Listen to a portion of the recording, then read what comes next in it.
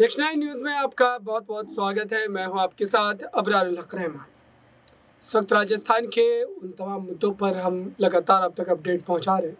सवाल ये बड़ा है कि जिस तरीके से राजस्थान कांग्रेस के प्रभारी सुखजिंदर सिंह रंधावा ने तमाम दावे किए और उनके द्वारा ये सीधे तौर पर कहा गया है कि इस पूरे मामले को जल्द से जल्द टाल लिया जाएगा, लेकिन सवाल यह है कि सचिन पायलट अभी तक इस पूरे मामले पर अपनी सहमति नहीं जता पाए और हम आपको सचिन पायलट का वो बयान भी सुनाते हैं। तो पहले इस बयान आगाज करेंगे। सचिन पायलट, सचिन पायलट, सचिन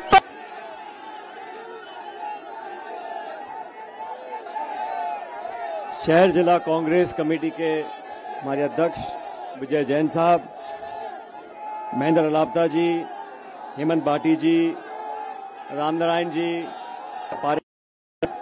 महेंद्र जी, पूर्व मंत्री राजेंद्र चौधरी साहब, शोभा सोलंकी जी, मनीष यादव जी, सुचित्रा आर्य जी, विद्याधर चौधरी साहब, सुरेश चौधरी जी, इकबाल जी, ओम प्रकाश जी, चुनीलाल राजपुरोहित जी। मेरी आवाज पीछे तक आ रही है आप लोगों को?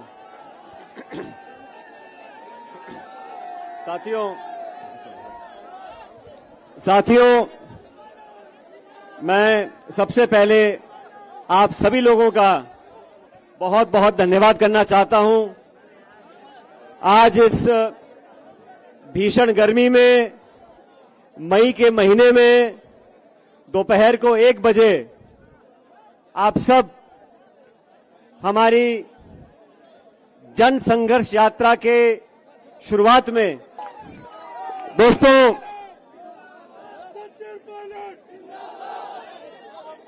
मेरे आदरणीय बुजुर्गों, माताओं, बहनों, नौजवान साथियों, आप सब जानते हैं, भाई आप सब जानते हैं, राजनीति में कभी हम सत्ता में होते हैं, कभी विपक्ष में होते हैं। और आप सबने ये भी देखा 2013 में जब चुनाव हुए, हम लोग, हमारी पार्टी, हम सब लोग बुरी तरह हारे और 2013 से लेकर 2018 तक जो समय था, वो समय हम सबके विपक्ष में रहने का था। हमने विपक्ष में रहकर, जो उस समय की मुख्यमंत्री थी वसुंधरा राजे जी, उनके पास इतना बहुमत था जो आजादी से लेकर अब तक इतना बहुमत किसी के पास नहीं रहा। 200 में से 163 विधायक बीजेपी के हुआ करते थे। उन 5 सालों में कांग्रेस पार्टी का अध्यक्ष बनने का सौभाग्य मुझे प्राप्त हुआ। लगातार उस शासन में जो गड़बड़ियां थी, उसका पर्दाफाश करने का काम हम लोगों ने किया था। आप सब जानते हो, ये देश, ये प्रदेश इस बात का गवाह है। वसुंधरा जी के कार्यकाल में लगातार भ्रष्टाचार हुआ, खुलेआम हुआ और वसुंधरा जी को ललकारा हम लोगों ने। हमने चैलेंज दिया, आपके पास बहुमत हो सकता है, आपके पास सत्ता हो सकती है, आपके पास शासन हो सकता है, लेकिन जनता को लूटने का लाइसेंस आपके पास नहीं है। जो आरोप उस समय लगे थे, मैंने आरोप लगाए थे अध्यक्ष होते हुए, हमारी पार्टी के तमाम नेताओं ने आरोप लगाए थे, सम्मानीय अशोक गहलोत साहब ने आरोप लगाए थे। बजरी माफिया, शराब माफिया, जमीन माफिया, लोगों के बीच में घोटाला हुआ। 40,000 करोड़ रुपए का घोटाला हुआ। जब घोटाला हम लोगों ने पकड़ा तो सारी लीज कैंसिल कर दी। लेकिन लीज कैंसिल करने से अपराध कैंसिल नहीं होता। हमने सीबीआई की जांच की मांग करी, सीवीसी की मांग करी, सीएजी की मांग करी, हम लोग दिल्ली गए और हमने मांग रखी थी कितना बड़ा खान घोटाला हुआ, इसकी जांच उच्च स्तरीय जांच होनी चाहिए। आप सब लोगों ने हमारी बात पर विश्वास किया और राजस्थान में जहां कांग्रेस पार्टी सिमट कर सिर्फ 21 सीटों पर रह गई थी, आप कल्पना करो हम सत्ता में थे और 20-21 सीटों पर आ गए थे। वो समय मुझे अच्छी तरह याद है। मेरे तमाम साथियों ने, पार्टी कार्यकर्ताओं ने खून पसीना बहाकर कांग्रेस पार्टी को सत्ता में हम लेकर आए। ये आश्वासन दिया जनता को कि सत्ता में आएंगे तो दूध का दूध और पानी का पानी होगा।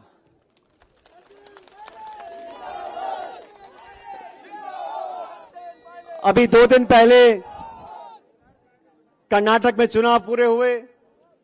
वहां की भाजपा सरकार को हम सब ने कहा और सही कहा कि ये 40% की सरकार है, ये कमीशन खोर सरकार है। और उसी का कारण है जब कर्नाटक में मतदान हुआ, आज हमारी पार्टी को बहुमत मिल रहा है वहां पर, तो इसलिए मिल रहा है, हम भाजपा को इसलिए आचार किया। कांग्रेस हम सब लोग जनता के बीच गए, अपनी बात को रखा और जनता ने आज मन बनाया कि भाजपा सरकार की विदाई तय करी कर्नाटक के अंदर। मैंने 3-3.5 साल तक इंतजार करने के बाद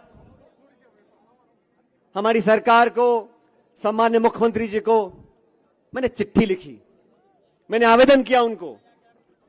मैंने कहा आपने और हमने मिलकर जो तमाम आरोप लगाए थे, अब लगभग 3.5 साल हो गए, इन आरोपों की जांच होनी चाहिए। मैं आपसे पूछना चाहता हूं, उन आरोपों की जांच होनी चाहिए कि नहीं होनी चाहिए?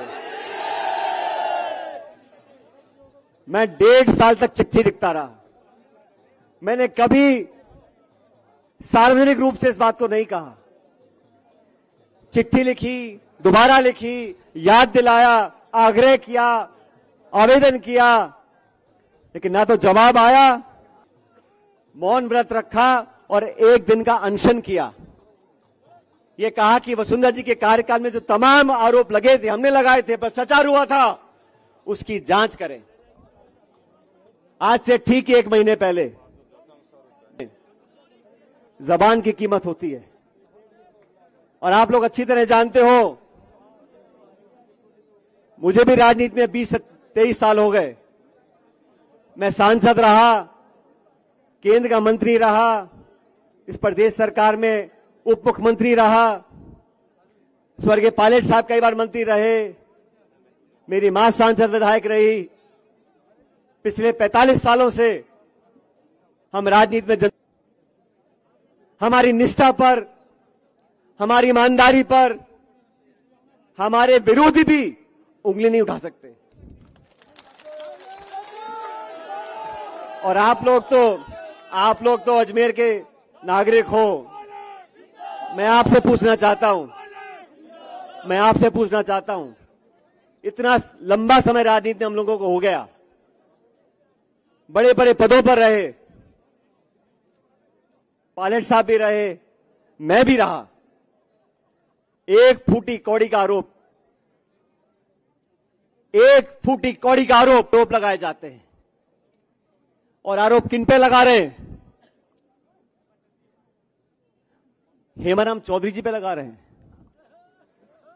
जो इंदिरा जी के समय जेल गए, जो 6 बार विधायक रहे, मंत्री रहे। उनके जवान बेटे की मौत की याद में उन्हें 100 करोड़ की जमीन जनता के नाम दान कर दी है। 3 दिन पहले मैं बाड़मेर गया था, उनके पुत्र के नाम पर उन्होंने एक हॉस्टल बनाया। साथियों, 5 मंजिल का हॉस्टल है, 150-200 बच्चे वहां पर रहेंगे। गरीब बच्चों के भविष्य को सुधारने के लिए उस हॉस्टल का निर्माण किया है। ऐसे लोग जो 40 साल से राजनीति में, जिनका दामन बिल्कुल पाक साफ है, उन पर जब आरोप लगते हैं। ओला साहब का परिवार सत्ता में चुनाव लड़ रहा है, हम सब लोग। तो आपने सुना जिस तरीके से सचिन पायलट अपनी तमाम बातों को रख रहे थे, उससे ये लगता है कि आने वाले समय में राजनीतिक मिजाज फिलहाल प्रदेश का बदलने वाला नहीं है। इस खास रिपोर्ट में बस इतना ही। देखते रहिए ताज़ा तरीन खबरों के लिए नेक्स्ट 9 न्यूज़ को। धन्यवाद।